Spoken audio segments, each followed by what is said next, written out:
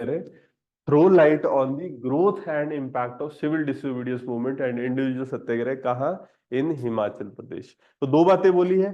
क्या? कि यहाँ पर ग्रो कैसे किया, ठीक है, क्या क्या इंस्टांसेस हुए जिससे मतलब यहाँ मूवमेंट ये हो रहा है, और दूसरा कि आगे इम्पैक्ट क्या है। ठीक है, दो एस्पेक्ट्स है कि कैसे ग्रो किया और इसने कैसे हमारे फ्रीडम स्ट्रगल में इम्पैक्ट किया। तो जनरल स्टडीज 1 में unit 1 sub unit 3 national movement with special reference to Prajamandal movements in Himachal Pradesh. National movements, उनका इम्पैक्ट, ब्रिटिशर्स के अंडर हम रहे उसका इम्पैक्ट, इस सब के अंडर ये प्रश्न डाला जा सकता है।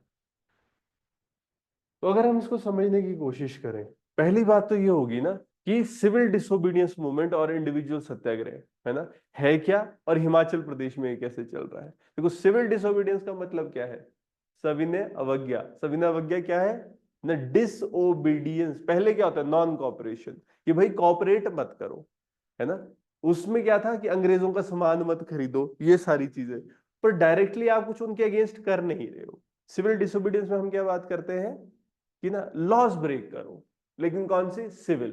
ठीक है, सिविल लॉज ब्रेक करनी है। तो यहां पर जब नेशनल लेवल पे कुछ हो रहा है उसका ही इम्पैक्ट हिमाचल में भी पहुंच रहा था, अगर हम इस चीज को देखने की कोशिश करें। क्योंकि फ्रीडम स्ट्रगल, जब इंडिपेंडेंस की हम बात करते हैं ना, जैसे सिविल डिसोबीडियंस नेशनल लेवल पे कहाँ हुआ है? दांडी मार्च। गांधी जी ने क्या बोला? सॉल्ट सत्याग्रह करेंगे, दांडी मार्च करेंगे। तो यहां पर भी उसका एक इम्पैक्ट रहा है।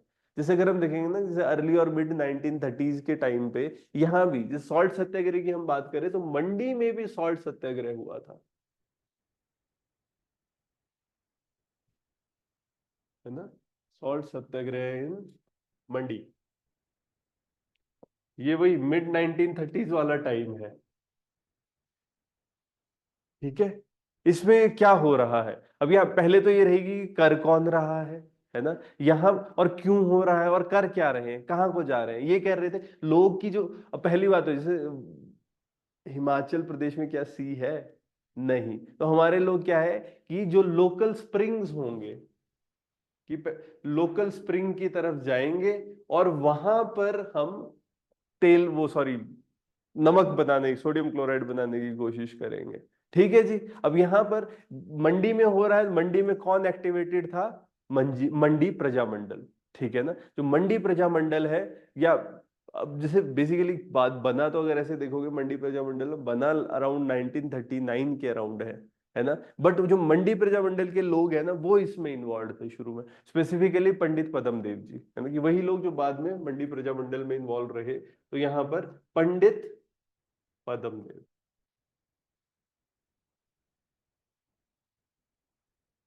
इन्होंने यहाँ पर सॉल्ट सत्याग्रह के टाइम पर अपना इन्वॉल्वमेंट दिखाया था।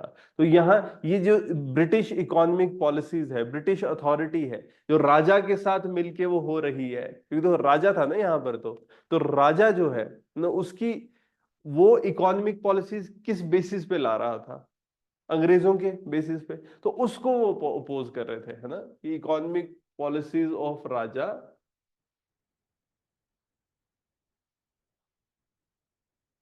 इन्फ्लुएंस्ड बाय, किससे इन्फ्लुएंस है? ब्रिटिशर्स।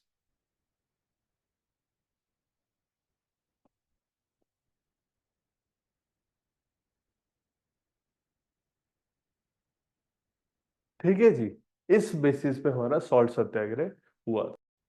जो उस टाइम पर ये पॉलिसीज रहेंगी राजा की ना, इसको इन्फ्लुएंस या उसको अपोज करने की कोशिश कर, एक तरह से रेजिस्टेंस दे रहे हैं। ठीक है, तो इन्फ्लुएंस हो रहे हैं नेशनल लेवल से। दूसरा जो यहाँ पर रूल्स तोड़ने की बात हुई थी, फॉरेस्ट के लिए हुई थी। कांगड़ा में फॉरेस्ट सत्याग्रह हुआ था। सत्याग्रह, ये कांगड़ा में हुआ है। ठीक है जी, इसमें भी अब क्या कर रहे हैं, ये है पीरियड वही है। देखो 1930 नेशनल लेवल पे हो रहा है, तो ये चीजें भी 1930 के आसपास ही हो रही है। उस टाइम पर देखो 1921 में फॉरेस्ट सेटलमेंट एक्ट आया था। ठीक है,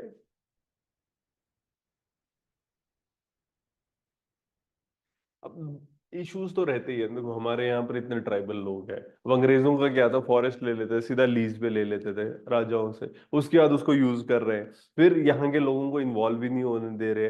अब यहाँ पर क्या होता था, अब हम क्या फॉरेस्ट सेटलमेंट से हम क्यों दुखी थे, क्योंकि एक जैसे ना लिमिटेड एक्सेस दे रहे हैं लोगों को रिसोर्सेज के लिए,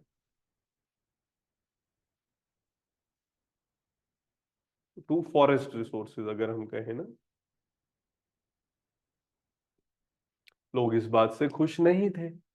उनको लिमिटेड एक्सेस मिल रही है फॉरेस्ट रिसोर्सेज की। यहाँ पर क्या हो रहा है, कुछ जगह पर और फिर वही कि अपोजिशन हुई, लोगों ने ये ना गवर्नमेंट के साथ ये होता है कि जब अपोजिशन कर रहे हैं उनको पकड़ने की बात हुई थी, तो यहाँ पर जब जब जब कन्फ्रंटेशन हुई थी स्पेसिफिकली, जैसे भागमल सॉटा का अरेस्ट हुआ था, ठीक है, तो यहाँ इसके लिए हुआ था भागमल सॉटा,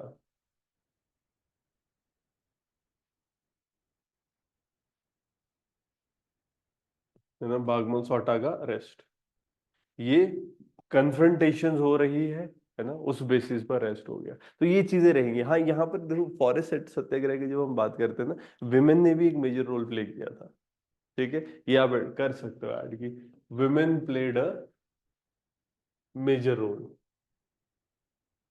इन फॉरेस्ट सत्याग्रह।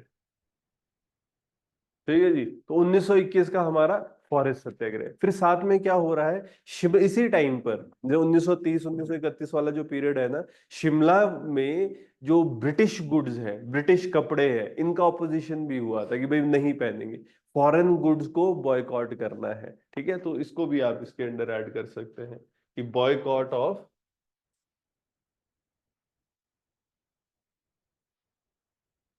फॉरेन गुड्स या ब्रिटिश गुड्स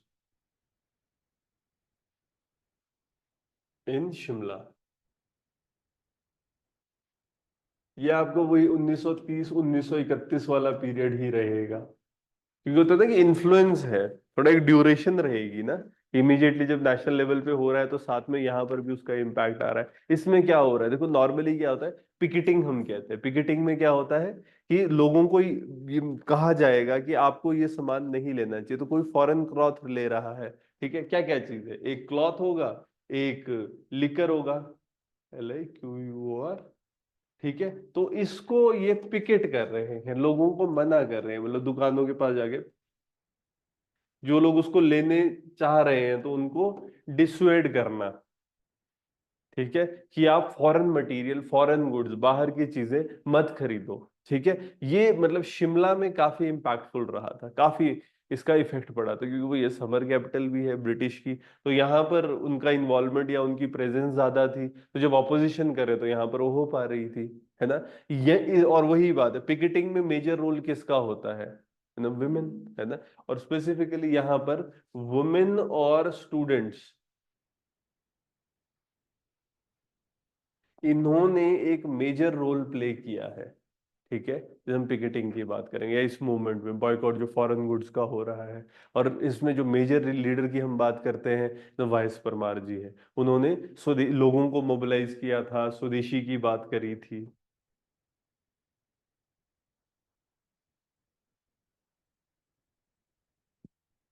ठीक है ना, तो फॉरेन गुड्स का बॉयकॉट है, इसकी बात हो रही है।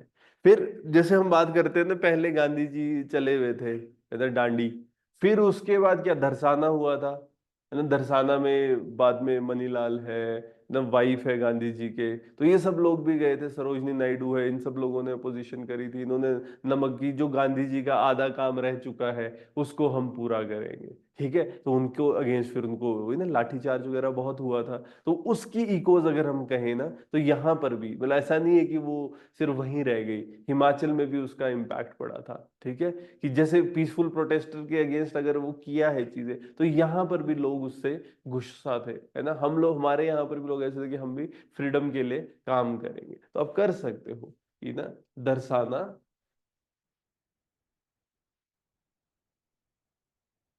क्या है ये दर्शाना, जब गांधी जी को पकड़ लिया था तो दरसाना सॉल्ट वर्क्स है ना, तो तो वहां पर प्रोटेस्ट हुए, तो दरसाना सॉल्ट वर्क प्रोटेस्ट, आप इसको इस तरह से लिख सकते हैं, इकोज, ECHOES, ठीक है। इको क्या होता है, जैसे हम कुछ बोलते हैं तो उसकी रेजोनेंस आवाज जैसे वापस आती है, तो वैसे जब धरसाना में कुछ हुआ उसका इम्पैक्ट यहाँ भी देखा गया। हिमाचल प्रदेश में भी कई जगह पर, है ना, था तो हिमाचल में तो नहीं था, बट जो ब्रूटल मतलब पुलिस ने काम किया, जो ब्रूटल फोर्स उन्होंने यूज करी, उस वजह से। और क्योंकि लोग देखो पीसफुल थे, गुस्सा क्यों कर रहे थे लोग, भाई पीसफुल लोगों के ऊपर लाठीचार्ज करने की जरूरत क्या थी। ठीक है ना, वो चीज कि उनको मारा गया जो, वो गलत था। तो यहां पर भी ऑपोजिशन रही, ऐसा ना कि लोग गुस्सा तो हो ही जाते हैं। तो ब्रिटिश के अगेंस्ट एक जो होता है ना कि लोगों का, अगर हम कहें people's resolve to fight against British strengthened, people's resolve to fight against British.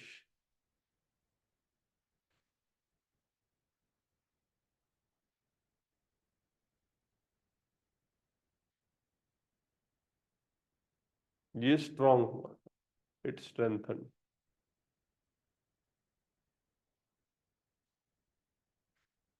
ये इनकी जो हेट्रेड है एक दूसरे के लिए, ठीक है, वो बड़ी थी। तो ये चीज रहेगी। फिर हमारे यहाँ पर कुछ चीजें ऐसी हुई है जिसको हम ऐसा कह सकते हैं सिविल डिसोबीडियंस में जोड़ा जा सकता है। वर्ल्ड वॉर 2 हुई थी, है ना। वर्ल्ड वॉर 2 के टाइम पे हमारे लोगों ने बोलता भाई दो ना पाई दो, है ना, भाई दो ना पाई दो। ये हो क्या रहा है, जब वर्ल्ड वॉर 2 हो रही थी उस टाइम पर, कि भाई दो ना पाई दो, लिखते इसके अंदर भाई दो ना पाई, कि भाई पैसा भी मत दो और लोग भी मत दो। ठीक है। पाई क्या हो गया, पैसा, भाई क्या हो गया कि फोर्सेस। तो वर्ल्ड वॉर 2 के टाइम पर, ये जनरली वर्ल्ड वॉर 2 वाला टाइम है ना, हम अपने ना लोगों को देंगे फौज के लिए, ना फिर, है ना, हम सामान देंगे। तो एक तरह से क्या, एक सिविल डिसोबीडियंस ही हुआ ना, रूल ब्रेक करने वाली बात। यहां पर ये भी कहते साथ में, इस मूवमेंट में फॉरेन गुड्स को बॉयकॉट भी किया गया है कि ना, सामान नहीं लेना है। यहां पर भागमल सॉटा का एक बड़ा रोल रहा है।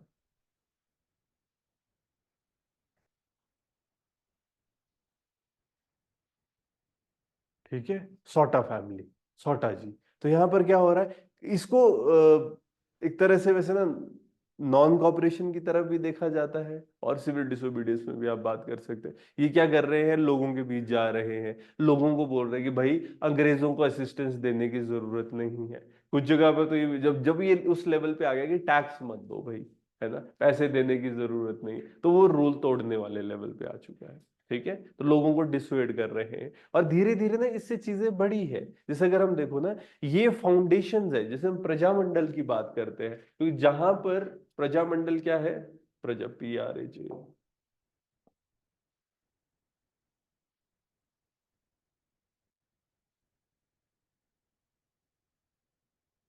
प्रजामंडल मूवमेंट, ये उन जगहों पे था जहां, जो जगहें डायरेक्ट ब्रिटिशर्स के अंडर नहीं थी, राजाओं का रूल था, डायरेक्ट मतलब नहीं, कांग्रेस सपोर्ट कर रही थी लेकिन डायरेक्टली इन्वॉल्वमेंट नहीं था कांग्रेस का, तो वहां पर लोगों का इन्वॉल्वमेंट। ठीक है जी। तो इसमें जब हम प्रजामंडल की बात करते हैं हिमाचल की, तो ये जैसे हम कहते हैं सिविल डिसोबीडियंस का एक आउटकम की तरह अगर देखा जाए हिमाचल प्रदेश में, कि लोग हैं वो काफी इन्वॉल्व हो गए थे, तो लोगों ने, जैसे प्रजामंडल क्या होता है, पीपल्स ऑर्गेनाइजेशन, लोगों का ग्रुप। ठीक है, तो हिमाचल प्रदेश में बहुत सारी प्रजामंडल है, Prajamandal were formed across Himachal प्रदेश,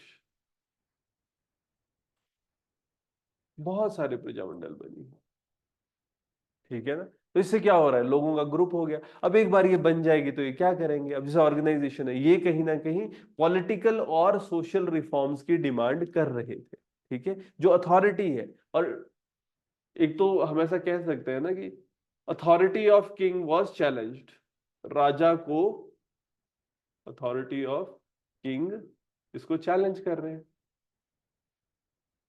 कि भाई राजा ही सर्वे सर्वा नहीं है। क्या डिमांड कर रहे हैं, पॉलिटिकल और सोशल।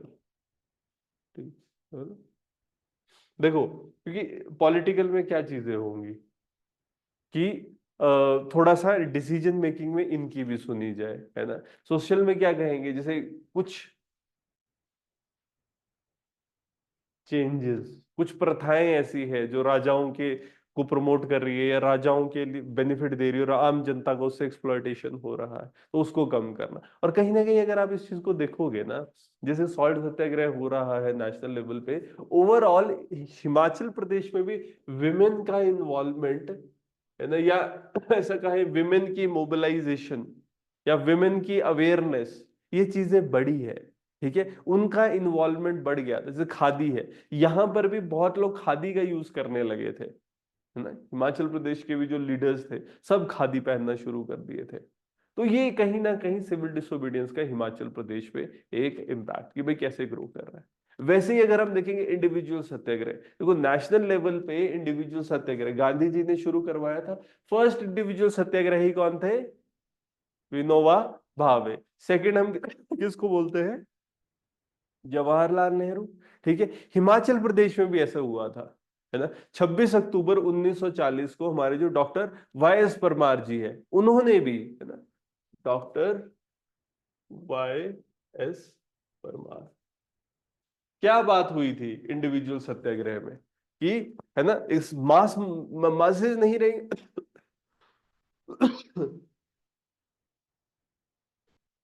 26 अक्टूबर 1940 ये वाला पीरियड है यहाँ पर, कि इंडिविजुअल है वो क्या करेगा, खुद सत्याग्रह करेगा। वहां पर लोकल अथॉरिटीज को बताएगा कि हाँ भाई मैं लोगों को मोबिलाइज कर रहा हूँ। फिर जब वो मोबिलाइज होने लगेंगे, फिर क्या है, किधर को करना है, दिल्ली चलो, है ना। डॉक्टर वाई एस परमार जी कहाँ के थे? सिरमौर के। तो यहाँ पर इन्होंने सिरमौर में, है ना, ये 26 अक्टूबर को एंटी वॉर स्पीच दी थी।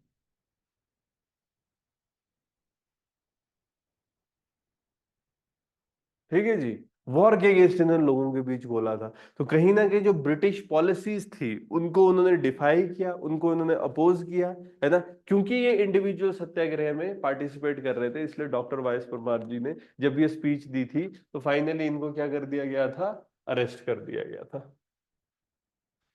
Arrested for this defiance of British laws, इनको अरेस्ट कर दिया क्योंकि ये क्या कर रहे हैं, अपोज कर रहे थे। इसी तरीके से 1941 में शिवानंद रमौल जी है। ठीक है, शिवानंद रमौल जी, शिवानंद रमौल जी कहाँ के हैं? कांगड़ा, कांगड़ा में फेमस शिवा रमौल, शिवानंद रमौल, ये आपका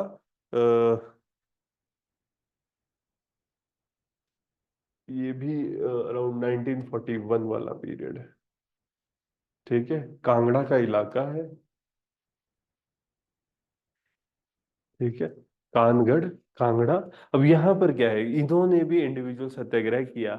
इन्होंने क्या किया कि लोगों को साथ में मोटिवेट किया, डेमोन्स्ट्रेशन करने की कोशिश करी, और जैसे इन्होंने औरों को इंस्पायर किया कि भाई आप भी, है ना, आगे बढ़ो। सबका वही लॉजिक था ना कि ब्रिटिशर्स के जो खराब पॉलिसीज है उसके बारे में अवेयरनेस लोगों को लानी है। ठीक है, तो इन्होंने भी एक, जैसे हम कहते हैं कि डिसेंट क्रिएट करने की कोशिश करी थी लोगों के बीच में। फिर अगर हम देखेंगे कि ये जब इंडिविजुअल सत्याग्रह इस तरीके से स्टार्ट हुआ, फिर ये जिसे प्रिंसली स्टेट्स में भी काफी फैला। ठीक है, शुरू में देखो सेंटर्स थे, और कहीं ना कहीं उस जगहों पे जहां ब्रिटिशर्स का इन्फ्लुएंस भी था या ज्यादा था।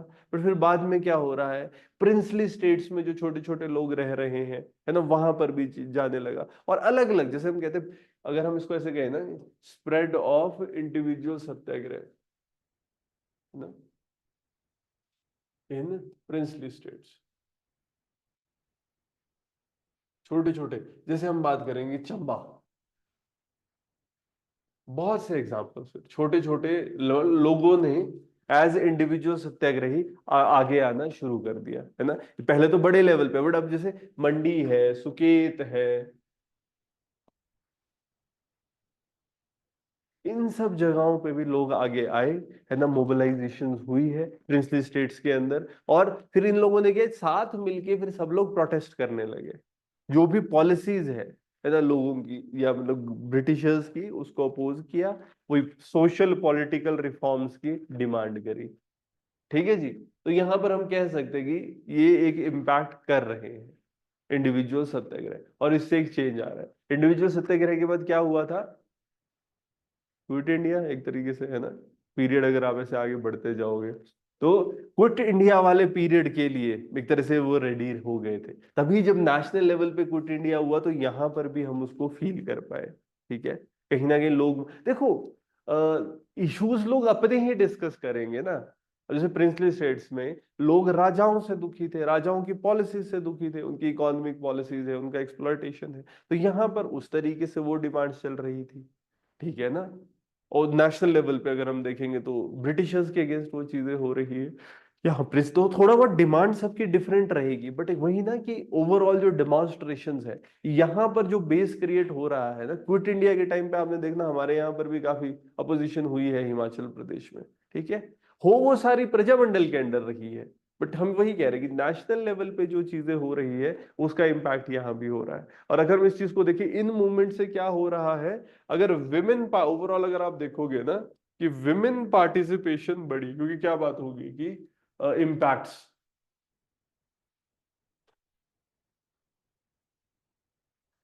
है ना। अब विमेन पार्टिसिपेशन आप दोनों बातों में कह सकते हो कि अगर डिमांड फॉर फ्रीडम है ना तो वो चीज, बट ज्यादा ना हम ये बात कह सकते हैं कि सोशियो रिलीजियस रिफॉर्म्स की डिमांड यहाँ पर जो बढ़ी, है ना, और उसमें विमेन का रोल ज्यादा था, जैसे पिकेटिंग वगैरह कर रहे हैं, सत्याग्रह के आइडियाज यहाँ पर डिस्कस होने लगे, तो एक विमेन पार्टिसिपेशन बढ़ी है। साथ में अगर आप इस चीज को देखोगे ना, हिमाचल प्रदेश में भी कंस्ट्रक्टिव प्रोग्राम शुरू हो गए थे, कंस्ट्रक्टिव प्रोग्राम्स।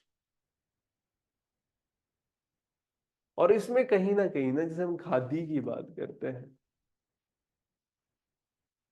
खादी को स्पन करना, है ना, हमारा नेचुरली भी यहाँ पर चीजें लोग पहले से भी इन्वॉल्व थे, जैसे ऊन होती है, ऊन से लोग चीजों को बना रहे होते हैं, एक विलेज इंडस्ट्री हमारी है, तो यहाँ पर वो प्रमोट हुई थी, ऑलरेडी भी थी।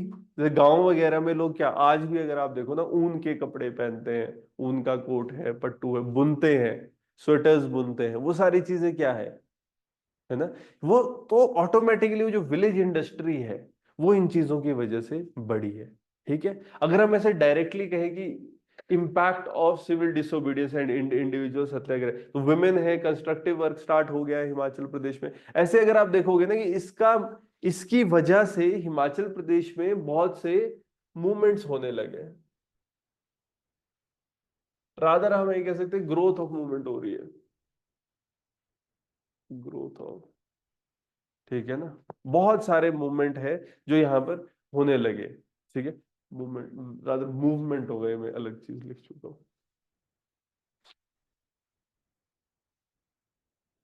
MOVEMENT। ठीक है, अब सबसे पहला अगर हम यहाँ पर देखें किसको इन्फ्लुएंस कर रहा है, सबसे पहले तो प्रजामंडल है। ठीक है, प्रजामंडल बन रहे, पीपल्स की असेंबली बन रही है, तो उससे क्या हो रहा है, और प्रजामंडलिस्ट कर क्या रहे हैं,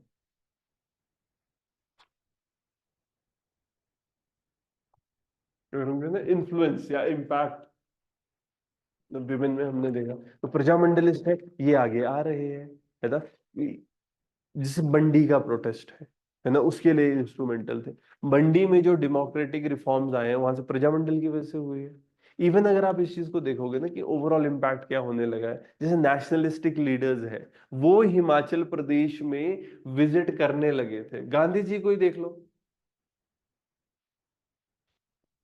जब बात वही होती है ना कि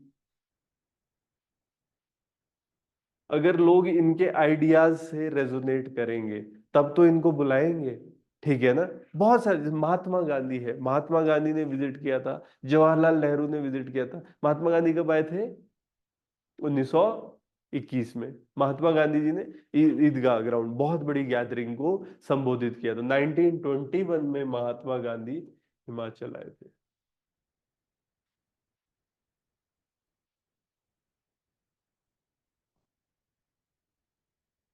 सब्जी मंडी है ना, उसके पीछे जो पुलिस वाले हैं उनके पास एक ग्राउंड जैसा वो सारा जो इलाका है उसमें थे, है ना। तो वहां पर क्या हुआ, उन्होंने लोगों को प्रमोट भी किया था, है ना।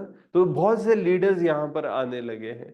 फिर इसकी क्या हो रहा है, ओवरऑल जब हम इम्पैक्ट देख रहे हैं, जैसे लोकल लीडर्स है, लोकल लीडर्स का भी इन्फ्लुएंस बढ़ा था। हम किस किस किन का नाम ले सकते हैं, जैसे हम यहाँ पर देख ही रहे, डॉक्टर वाइस परमार।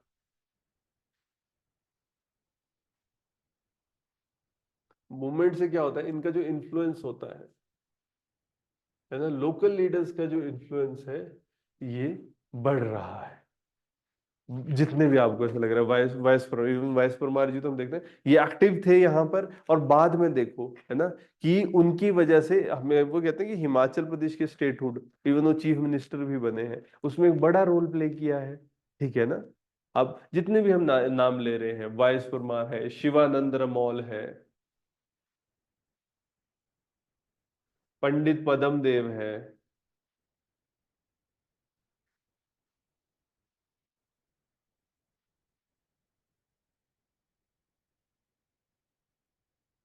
इन लोगों ने एक मेजर इन्फ्लुएंस लाया है। ठीक है, तो इन चीजों से चेंज आ रहा है, इन चीजों से और मूवमेंट्स बढ़ रहे हैं, और स्टेट की इंटीग्रेशन में ये एक मेजर रोल प्ले कर रहे हैं। और ऐसे अगर आप डायरेक्ट इम्पैक्ट की बात करो कि क्या इम्पैक्ट कर रहा है ये मूवमेंट्स, तो क्या लोगों की पॉलिटिकल अवेकनिंग हो रही है? हम ऐसा कह सकते हैं कि पॉलिटिकल अवेकनिंग किस किस को हम बोल रहे हैं भाई? विमेन है, विमेन पिकेटिंग कर रही है, बच्चे हैं, है ना, यस, ऐसे चिल्ड्रन तो नहीं बोलेंगे हम, स्टूडेंट्स बोल सकते हैं, यंग जो होते हैं ना, है ना, यंग जनरेशन है, उन सब का इन्वॉल्वमेंट बढ़ चुका है ना, सोसाइटी में प्रोटेस्ट हो रहे हैं, पिकेटिंग हो रही है।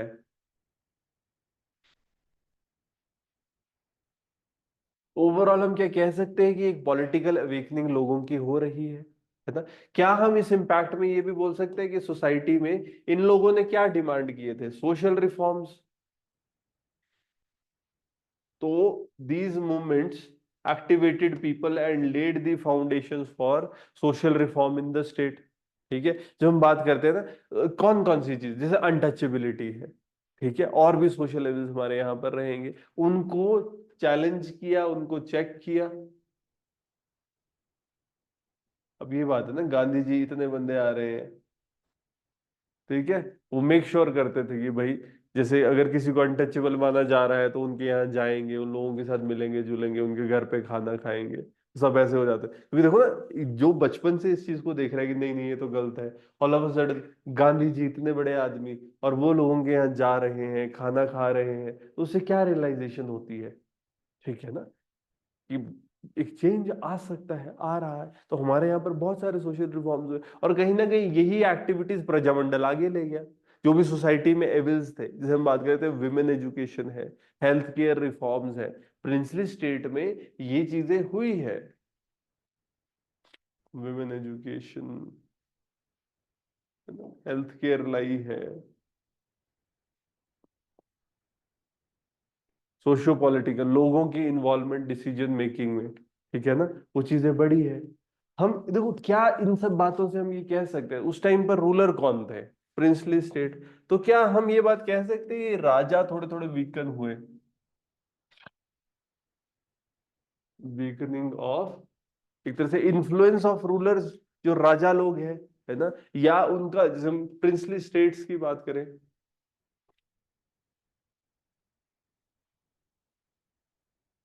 है ना, या weakening of influence of rulers in princely states, है ना, जो राजा लोग हैं उनका इन्फ्लुएंस कम हो रहा है। इसमें क्या हो रहा है, जो अथॉरिटी है रूलर्स की, क्या वो चैलेंज होने लगी थी? क्या छोटे छोटे मूवमेंट्स हो रहे हैं? 1947 की अगर हम बात करें तो 1948 में सुकेत सत्याग्रह हुआ था।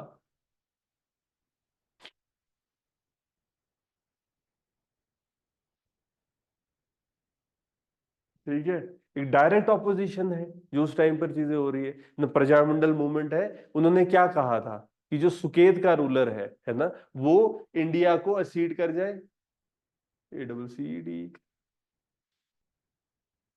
मना कर रहा था ना ये। वो जो बीच का ट्रांजिशन का पीरियड रहा है, लास्ट तक कौन नहीं मार रहा था? बिलासपुर। ठीक है, तो हम वही देख रहे हैं, सुकेत सत्याग्रह लोगों ने इन्फ्लुएंस किया कि भाई इंटीग्रेशन, तो कहीं ना कहीं हम कह सकते हैं कि जैसे प्रिंसली स्टेट का इंटीग्रेशन, जो जितने भी रहे princely state of Himachal Pradesh, इनका इंटीग्रेशन इन इंडिया, क्या इसकी फाउंडेशन पड़ चुकी है?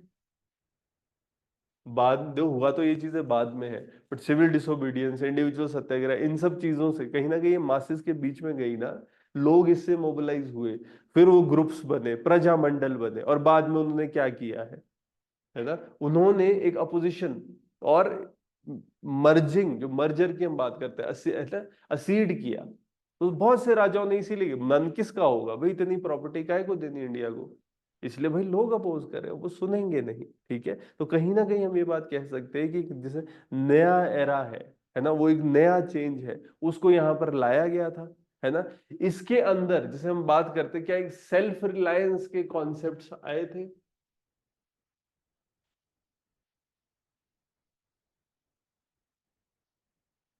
ठीक है ना, लोगों के दिमाग तो ये एक फाउंडेशन, एक नए एरे का ये रख रहे हैं, जहां पर लोग डेमोक्रेसी की बात कर रहे हैं, है ना। लोग चाह रहे हैं कि हिमाचल एक प्रोग्रेसिव स्टेट की तरह काम करे, और इसमें क्या हो रहा है, जितने भी हर सेक्शन सोसाइटी का, है ना, उन्होंने इन्वॉल्वमेंट दी है, कहीं ना कहीं उन्होंने यूनिटी की बात करी है, एक कलेक्टिव रिस्पॉन्सिबिलिटी की बात करी है। इसका ओवरऑल अगर हम बात करें ना, कि एक इंक्लूसिव स्टेट इन मूवमेंट्स की वजह से बन पाए, हमारे यहाँ पर डेमोक्रेसी आई है, हमारे यहाँ पर लोगों का इन्वॉल्वमेंट हुआ है, सोशल रिफॉर्म्स हुए हैं। ठीक है, तो ना सिर्फ ये, अगर हम ये बात कहें ना कि इन मूवमेंट, ठीक है, इन मूवमेंट से, these movements were the reason for, मतलब लीडिंग अस, या they led us to independence. ठीक है, आजादी हुई है ना, राजाओं का अगर हम देखेंगे रूल है वो कम हुआ है, या कंट्रोल कम हुआ है, बट हम क्या ये बात कर सकते हैं कि they were also instrumental in socio political reform.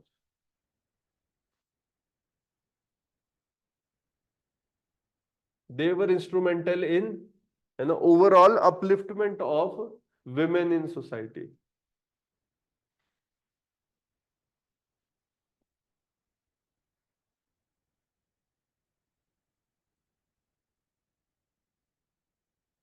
They led the foundation for, ना, अ ब्राइट फ्यूचर। अब हिमाचल प्रदेश के एक ब्राइट फ्यूचर के लिए इन्होंने फाउंडेशन रखी, जो आज हम देख पा रहे हैं। ठीक है, जिसको आज हम इंजॉय कर पा रहे हैं।